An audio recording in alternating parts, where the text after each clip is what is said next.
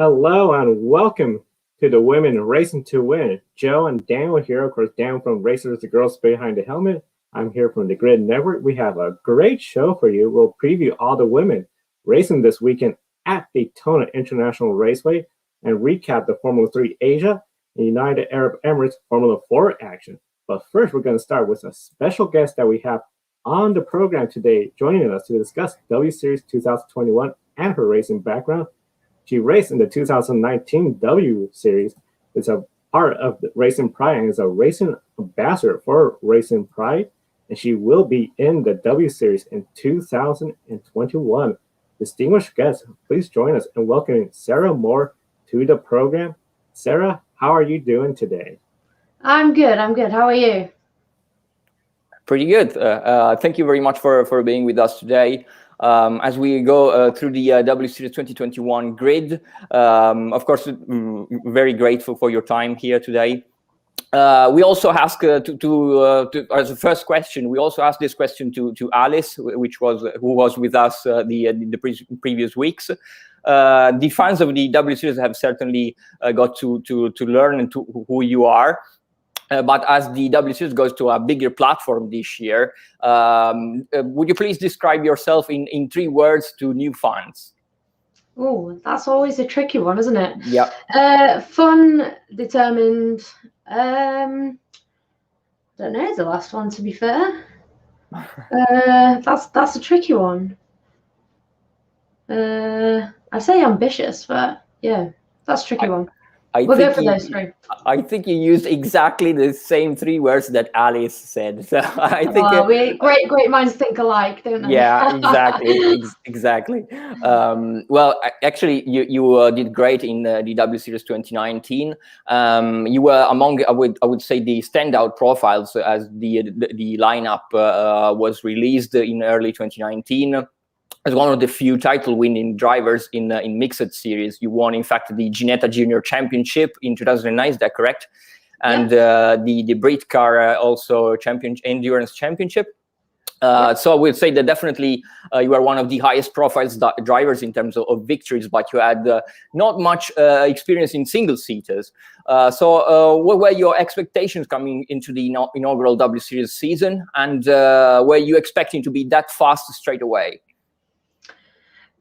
To be honest, going into it, I didn't really have any high expectations. I just wanted to kind of go in and use it as a big learning year for me in a Formula car. So to go into the first race weekend and qualify in the top 3, literally, I couldn't have been happier with that. So yeah, it was a great start to that season for me. Yeah, and of course, from anyone that knows a little bit about your racing background, you come from a hugely motorsport family, and from the motorsport runs deep in your family's blood, and your brothers are also racing drivers, and your sister is also a racing driver. Was it perfectly normal for your family when you decided that it was also going to be your path? Yeah, so for me, I started at a very young age. I started when I was 4 years old. So my dad himself used to race both karts and go-karts. So he had his own race team and his own little go-kart circuit. So as you say, it was pretty much in the blood. And I think it was inevitable, really, that I was going to go down that path. So it wasn't really a big decision I had to make, although I played other sports growing up, which I had to give up. But like I say, it wasn't exactly, a difficult decision to make for me, really. What was the moment where you actually knew that motorsport would have been your sport? I think for me, the big change was when I switched from go-karts into racing cars when I joined the Ginetta Junior Championship. I was never anything special in the go-kart, for anyone that can remember me in my go-karting days. But yeah, end of 2008 was kind of when I flipped the switch, so to speak, and found my pace, and something just clicked. And from there was no looking back for me. Well, that's very interesting because there's a lot of drivers that cannot be very easily to do the switch from go-karts to racing cars, and vice versa. There are drivers that are very fast in go-karts and they cannot be fast in cars. So that's interesting. How was your first racing year for you? Yeah, my first racing year in cars was 2008. And again, just like most people, it's always classed as a learning year. So, I was never at, last, but I was never at the front. But I learned a lot. I was lucky enough to race actually with my brother at the time. So I learned a lot from him as he won the championship. So I then took that on and went and won the championship myself. So. Yeah, it's interesting that you mentioned that you learned a little bit from your brother. As Gemma, your sister, is also making her first steps into motor racing. Are you helping her out in any way? Yeah, definitely. I have a really, really close bond with my sister, just because obviously we're outnumbered, not only within the family, but within the motorsport world. So yeah, I help her in every way I possibly can. I wanted to kind of follow my footsteps, so to speak, but I'd love to race with her as well in the endurance route. So maybe that's for the future. Definitely really interesting hearing that. Now, of course, for women that are starting a racing career now, of course, there's like karts here in the United States, local dirt tracks, but we're seeing more programs like the W Series, Drive for Diversity with NASCAR. Do you feel there's a major difference for women starting racing now compared to when you or other women started racing and a lot of people were thinking you're into racing? Yeah, definitely. I mean, kind of growing up, it was normal to me just because I think I grew up within the motorsport community. So being one of, literally the only girl in the class when I was growing up, it was still fairly normal to me. But now I'm starting to actually see the difference when I look back to how many girls were involved in the sport when I first started, to how many are involved now.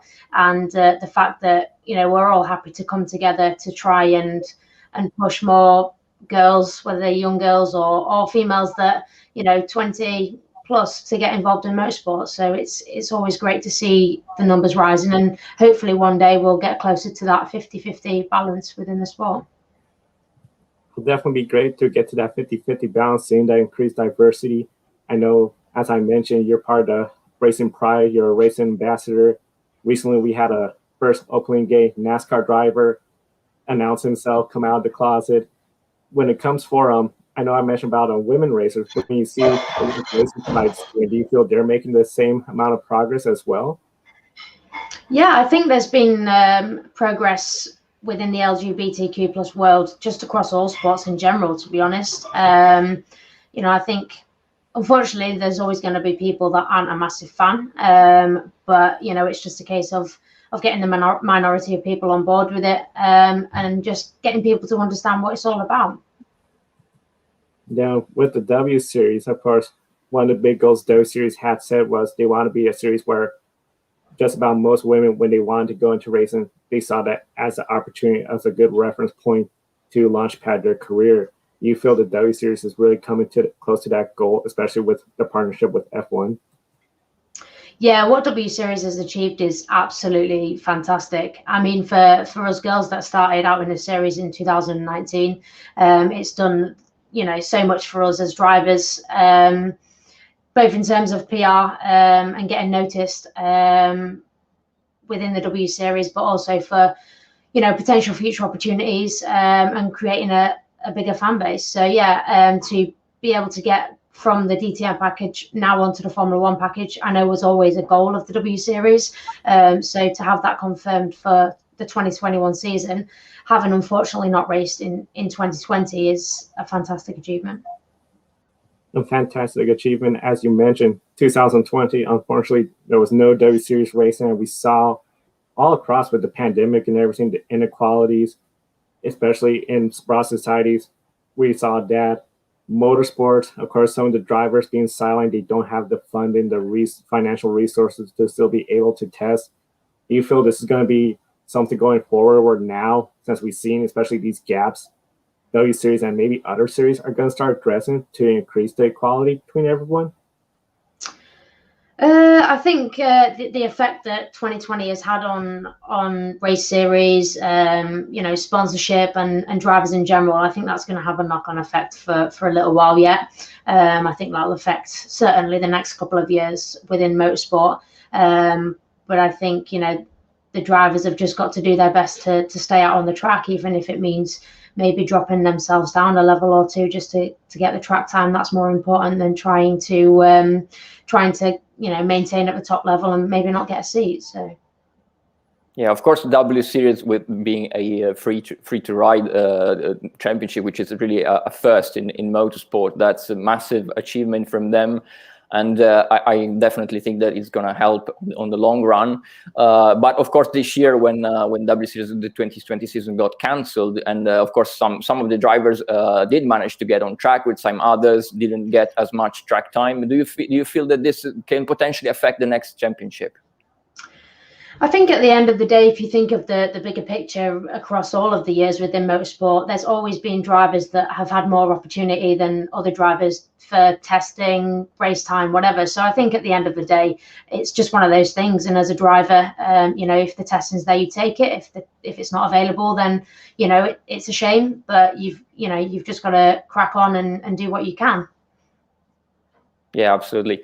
Oh, well, you still did manage to get a couple of races under your belt this year in the Porsche Sprint Challenge in 2020 as a guest driver. Tell us a little bit more about your experience in the Porsche 718 Cayman GT4.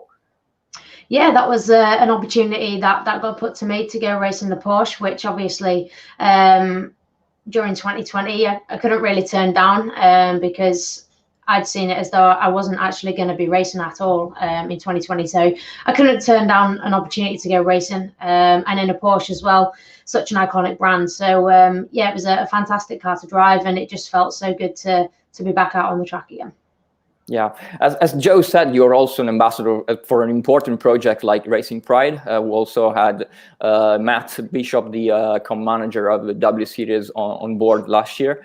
Tell us a little bit more about this project and why it is so important. Yeah, so as I said, it's kind of important across all sports really, but we're just trying to specify it on motorsport itself. So just kind of getting people to understand more about equality within the LGBTQ world, and just be there for any young drivers that are unsure about coming out, or maybe they've got certain things that they want to talk about. So it's just having a community of drivers, or not just drivers, to be honest, anyone involved within motorsport, for people to be able to approach and talk to. Do you think that these projects have made a little bit more advances? I mean, when first, for example, when you started out racing, do you think that it's a little bit more different now compared to those days, like 10 years ago, for example, for drivers that want to speak openly about these topics? Yeah, I definitely think it's accepted a lot more these days than it was, even 5 years ago, to be honest. I mean, personally, I've never had any big issues, but I know people that have. And so, yeah, that's why it's important for me to be an ambassador for Racing Pride, to help those people, like I say, that do need help. Yeah, absolutely. Well, motor racing, especially with women role models, we feel that it's so important to share the successes in order to inspire the younger generations. And also, it's an industry where we don't always speak about the failures of drivers and of the people involved. So I would say, what are your, which is obviously is just as important to learn from the failures as from the successes. Tell us a little bit more about what was, in your opinion, your best and your worst moment in this sport. My best moments, obviously everyone's going to say that the years that they win, but I think kind of one of my best memories really, other than getting into the W Series itself, one of my best memories is racing as part of the VLN over at the Nordschleife. That was, and probably still is today, probably one of my biggest achievements. In terms of my worst, I think in my career, actually, again during the W Series season, when I came across back issues, that was probably my lowest point in my whole racing career. Just trying to fight back issues throughout the year, which was just down to not preparing enough leading up to the season. So. Well, of course. Well, thank you for this answer, because not many drivers are openly want to speak about the issues that they face, and I think it's as equally important as sharing the successes. what was your main differences in approaching a race event from a GT perspective and a Formula car perspective? The physical demands are totally different. Endurance racing is more cardio because you're in the car for a longer period of time, and it's a lot warmer in a sports car than it is in a Formula car. Formula car, you've got the air coming in, but with the Formula car, the hardest thing I found was just the upper body strength that you needed to get that car around the track. It took me by surprise, and obviously with that, I noticed that getting your seating position right in a Formula car is probably the most important thing you will ever do throughout the whole year. Yeah, of course. In 2020, there's also been a little bit of a problem to train with gyms being closed and stuff like that. How did you train during these months, and how is the situation right now? Yeah, so in the UK, the gyms have been going through phases of being open and closed, but obviously at the start of lockdown one, everywhere was shut. So I reverted to training at home with the little equipment that I had at the time, which I just about managed with. But at that period in time, I was actually concentrating quite a lot on my flexibility, just to try and loosen my back and my legs up after the season. And just to prepare for what would have been the 2020 season. Obviously, it got announced that W Series unfortunately wasn't going to go ahead. I think I probably had about 2 months away from training, to be fair, just kind of lost a bit of motivation just because of the unfortunate news.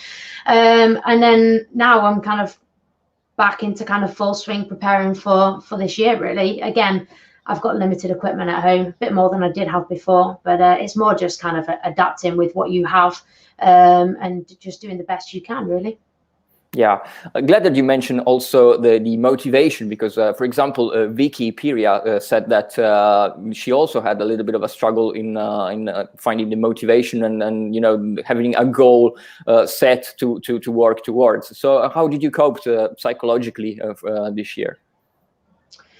Yeah, like I said, 2020, the motivation, it kind of had its ups and downs. The biggest down was obviously after we found out that unfortunately we weren't going to be racing in the W Series. And then obviously I found out towards the end of the year I had an opportunity to go racing. So that was a bit of a target for me to kind of, a bit of a kick up the bum, let's say, to get myself, going back into a bit of a gym routine again. And obviously heading into 2021, we knew that we were going to be back racing at some point. So it kind of went through phases in 2020. It was a difficult year for everyone across the board. So I think you kind of had to accept at points that you were going to have your days where you didn't quite have as much motivation, and just not write that day off, so to speak, but maybe not do kind of everything that you'd planned to do. But as long as you got something done, it was better than nothing. Yeah, absolutely. And speaking, of course, about the 2021 W Series season that it's about to start, and it's massively exciting that you guys are going to be racing together with sharing the Formula One paddock. How you're going to approach the championship differently from 2019, and what do you think are going to be the biggest challenges coming into the new season? In terms of my approach to it, obviously, we've had a lot more time to prepare for the 2021 season than we did for the 2019 season. So I've been doing a lot more preparation. Unfortunately, obviously, we can't go testing, but I've been doing a lot more preparation in terms of what I've been doing in the gym, even though I am limited. I've been working a lot more just on specific areas, but also I've spent a lot more time doing sim work, whether it be for fun or some proper sim practice for 2021, and just watching videos, taking notes, speaking with engineers, just picking up everything that I can to help me out throughout the season. But I think the biggest challenge going into it is obviously we don't know where each other's at, because as drivers we've not seen each other since I think it was probably February last year, when we all met down in London. So we've not seen each other since then. So as drivers, we don't know where each other are at. So yeah, it'd be interesting when we hit the track for the first time this year, just to kind of see where everyone's at and then go from there.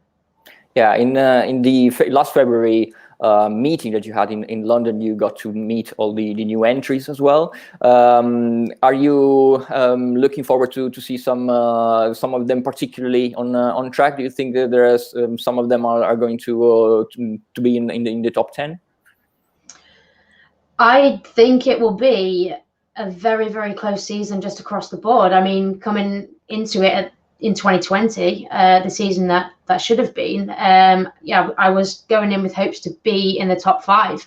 But I think now I've had more time to think and we've had more time to prepare. I think, going into 2021, it's going to be a tough season. And that's just from the drivers that got through from 2019. So when you bring the new drivers into play, obviously us drivers from 2019 don't have a clue what those drivers are like out on the track. Obviously, we know some of the experience that they've had, and luckily I was fortunate enough to be racing out in Asia in F3, which will be a big advantage for her leading up to the W Series season. But yeah, I think we've kind of got to get the first round or so out the way, or the testing that we've got planned in Spain, see how the new drivers get on there, and then we'll have a better idea from there, I think.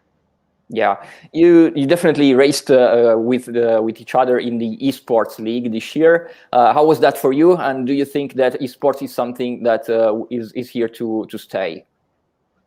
Yeah, I think at the end of the esports championship, we all enjoyed it. It was quite stressful to start off with because it was new to a lot of us. Although we use sims, we don't do all of the setup and the technical side of it ourselves usually. So it was stressful to start off with, but I think after a few rounds, we all settled down and actually started to enjoy it. But yeah, I definitely think esports is here to stay. I mean, I've personally got a lot more into sim racing than I ever thought I would, because I never used to be a big fan of simulators. But with the difficult year it has been, I think there's been no choice, and I've kind of slowly learnt a little bit. So yeah, I think there's definitely a big future for it. Yeah, and your streams with Alice and also Abby pulling are really, really fun to watch. Yeah, absolutely. My final question, I promise, then maybe Joe has something to add. What is Sarah's target for the future, and where do you see yourself in 5 years? Is maybe sports car, maybe like WEC, or maybe IMSA in the US, something that you would consider that you are interested in?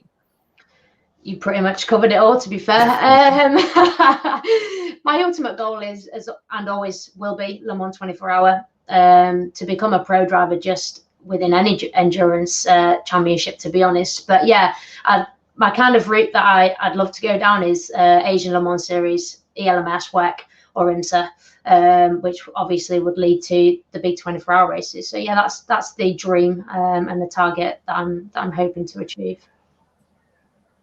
Really interesting. This is the final question I have as well. You mentioned IMSA, of course. We just did a Rolex 24 Hours of Daytona. A lot of times, drivers from IMSA, they've also done Indy cars in the United States, a lot of road courses.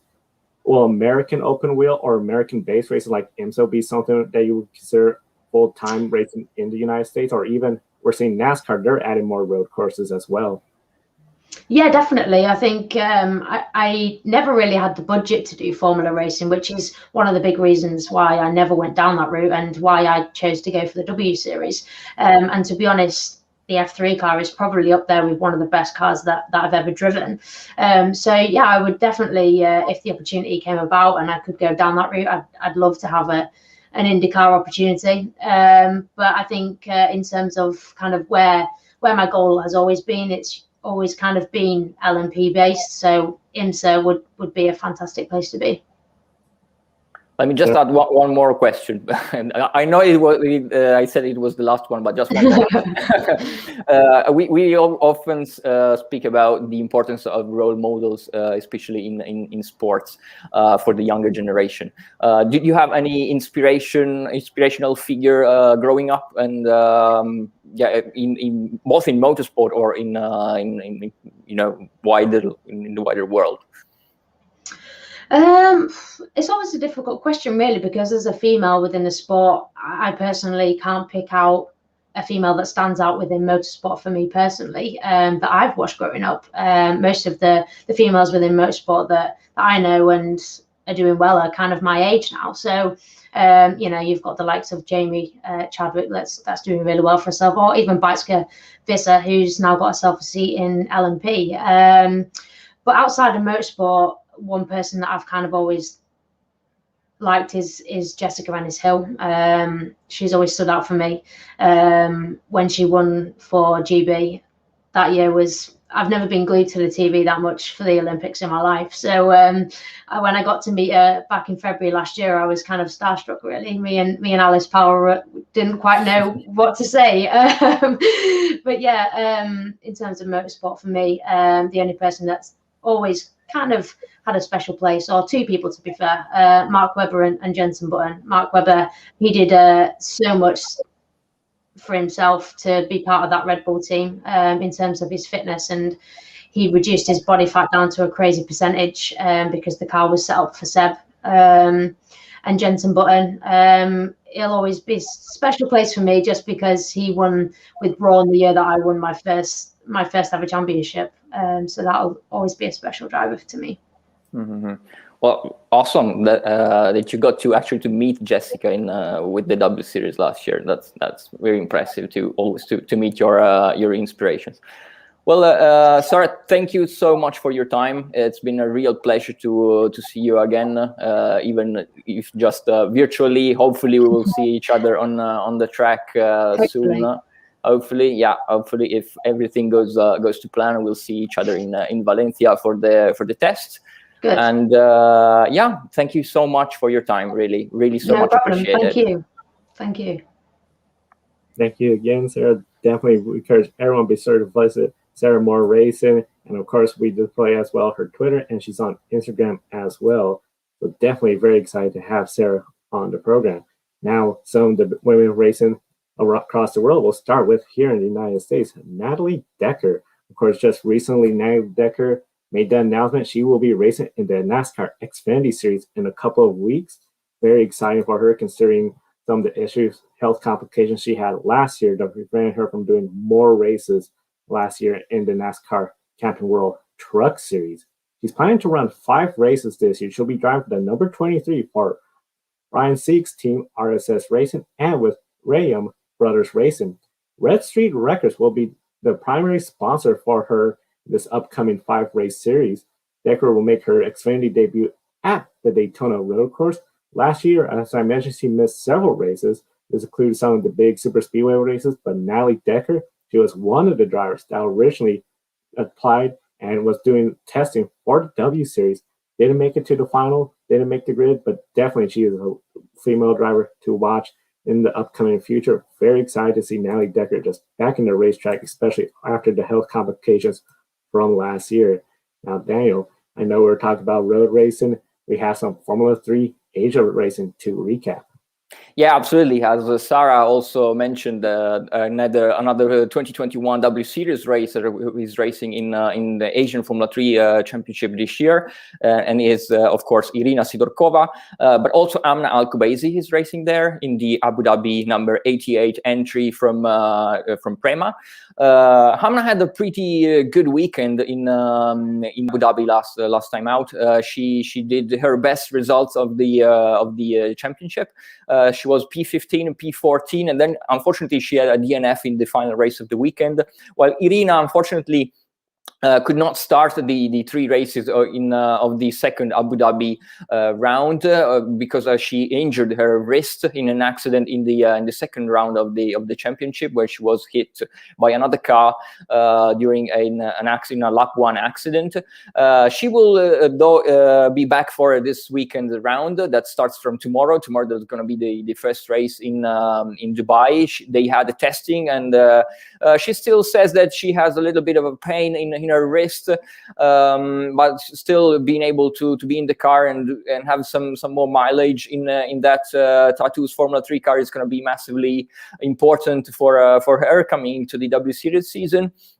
while Amna had a pretty good race, race one. She was racing consistently in the top 15, which was her goal. Also, she's coming from a hiatus after she took 2020 off due to the coronavirus pandemic issues in sponsorships.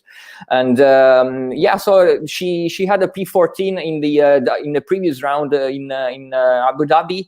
But then she was dropped to P16 to P15. Sorry, unfortunately, due to a post-race penalty. So she lost that place after the weekend was over. Unfortunately, so in the first race of the third round, she made it back to P15. And then she was running very well in the second race. She was running in P12. Unfortunately, she had another accident with Alessio Deledda. She has had a little bit of more than one accident with the Italian racer in this couple of rounds. And she was running P12, which was really impressive from her.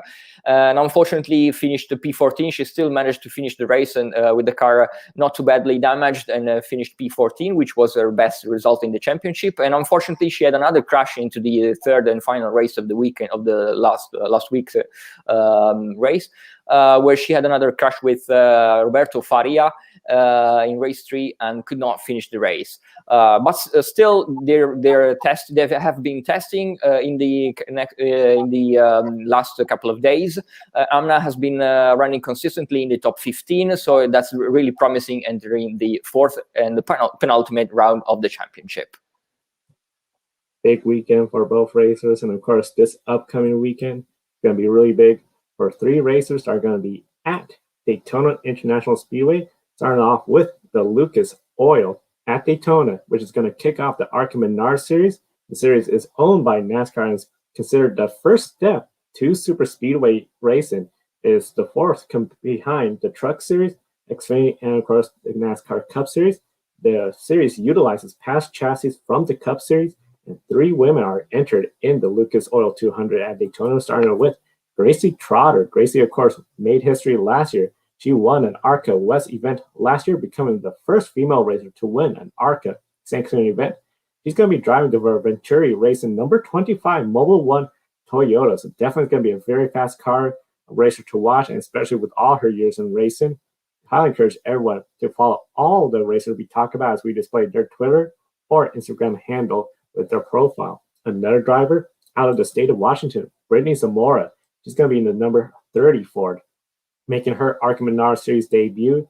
Has raced in the ARCA West Series in 2019. That was prior to when NASCAR purchased ARCA. Prior to that, it was NASCAR K&N Filter Pro Series West.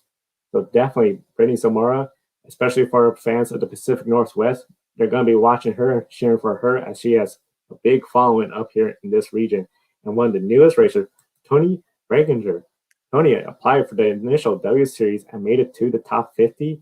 In 2017, she raced various late model events across her home state of California, and in 2020 completed in the Carolina Pro Late Model Series with her best finish, 3rd place at historic Hickory Speedway. For fans not familiar with NASCAR short track history, Hickory is one of the big tracks where a lot of great names, Dale Earnhardt, Dale Jarrett, have gone on there, won races. This is a big event. So for her to get 3rd place at a race there, really huge. And then, of course, we got the NASCAR Camping World Truck Series. They're going to kick off their series with the Next Era Energy 250 at Daytona, and we have 2 women racing there. The rookie everyone's talking about, of course, Haley Deegan. She's going to be the number 1 Monster Energy Ford. Number 1 Monster Energy Ford F-150 pickup truck. She, of course, got the Rookie of the Year last year in the ARCA Menard Series. She has a win in the NASCAR K&N Filter Pro West Series. Of course, got the Rookie of the Year. She is definitely going to be a fan favorite for everyone watching, especially this is her rookie season. A lot of potential for her to make it up to definitely the Xfinity, potentially the Cup, and a veteran that's been there for quite some time, Jennifer Jo Cobb. She's going to be back in the NASCAR Camping World Truck Series. Last year, with the equipment she had, she tried to make the best of it. She led laps, including leading the 2nd to most laps at Talladega last year, until just the nature of restrictor plate racing sent her to the back. So the finish does really reflect the strong run she had at Talladega. Of course, as I mentioned, Talladega, Daytona International Speedway, when the NASCAR and ARCA series are racing there, is again just pretty much flat out racing. So one of the unique features, you see the big pack of stock cars, 20, 30 racing inches apart, nearly flat out. Still a little bit of handling will be an issue, but the big thing to be careful about is what they call the big one. The big crash that could take up anywhere from 10, 20. We even see it a couple times in the last lap of the Cup Series, take out everybody but 3 or 4 cars. So definitely, it's going to be very exciting watching these races. For fans not familiar with it, I encourage everyone, check it out, especially this weekend when you got the ARCA Menards, Xfinity's trucks, and the Cup Series. And speaking about exciting, we know Hamda Al-Kabasi had a really exciting weekend as well. Oh, definitely. Hamda is the younger sister of Amna that we just spoke about in the Asian Formula 3 Championship. Hamda, 18-year-old from the Emirati, from Abu Dhabi. She's also entering her second season in the Formula 4 UAE Championship. She won 3 races last year and then went on to compete in the Italian and German Formula 4 Championships in Europe, which are some of the most competitive Formula 4 season worldwide. Hamda did very well in Europe as well. She got 3 top 10 finishes, and she's now back to her home country in the UAE to compete in the second season in Formula 4. And she already had a victory to her name in Abu Dhabi in the second round, and now she doubled up with another victory in the 4th round of the championship. She did very well in the 4 races. Actually, she in the first one she got a 4th place finish, which was kind of okay. She's really competitive, even though the championship has really stepped up the game this year. There are very, very competitive drivers coming from all over the world and preparing for their European campaigns. In the second race, Hamda had a DNF, unfortunately, which kind of set her back in the title fight, because she was out of the title, mathematically of the title contention. Still, she was competing for the top 3 in the championship standings, and in the third race, she finally won her second race of the year. Which is a massively huge achievement for Hamda. And in the 4th race, which was a little bit more difficult because it was reverse grid race, and so having won the race 3, she had to start from 8th on the grid. So she had a little bit more to do a little bit more of extra work to recover and to climb the order. And unfortunately, she got into some battles in the opening laps, so she kind of lost a bit of time to the front runners. When she finally advanced to P6, the top 5 were a little bit up the order, and she did manage to close the gap, but then her pace was a little bit damaged by tire wear. So in the final laps, she had a drop off in performance, and then also she had a penalty, a 5-second penalty because of track limits. Well, we actually have to say that in her second win, so in race 3, it was one of the most impressive victories that I've ever seen in junior single seaters, because she managed to overcome a 10-second penalty, a 5-second penalty, because she cut a corner in a battle, and of course with all the huge tarmac runoff areas of the Yas Marina track in Abu Dhabi, it's always very easy to jump a corner and to gain some advantage. And once she did that, she received a 5-second penalty. She pushed like hell. Every lap was a qualifying lap, and she got another 5-second penalty for track limits also in race 3. And she won with a 10.8 second gap from second place to Ilano Vantov. So that was absolutely incredible from Hamda, and managed to win with a 10-second penalty. Unfortunately, in race 4, she was a little bit more unlucky, and she had that 5-second penalty for track limits. She was pushing so hard, but then she dropped to 8th place after the penalty was applied into the final race of the weekend. She started this weekend in Dubai again very well with testing. She was second yesterday, so again we can definitely expect some great results from Hamda coming into the final weekend of the Formula 4 UAE Championship 2021. Very exciting, especially that race win, overcoming those penalties. Very huge accomplishment. We encourage everyone, be sure to follow all the women we talk about racing week in and week out. Definitely show your support. Be sure to like and subscribe to the Grid Network. That way we stay on the air, share with your family and friends that enjoy motorsports and want to see more women racing across the world. For Daniel at Racers, the girls behind the helmet, I'm Joe San Diego. Thank you for watching. Have a wonderful day, and we'll see you next time. Joe San Diego here. Want to invite you to go check out Publis. Publis is a dog clothing and accessory company based in Austria. 10% of each of your purchases goes to helping dogs in need, whether it's homeless, sick, or ill dogs. This is one of the reasons why we support it. Kiska here is a rescue dog from rural Alaska and our Grid office dog. We care about our furry buddies, and we know you do as well. Definitely check out Publis.com. There's a link on the video description, and by clicking on that link, you get a 10% discount on your purchase as well.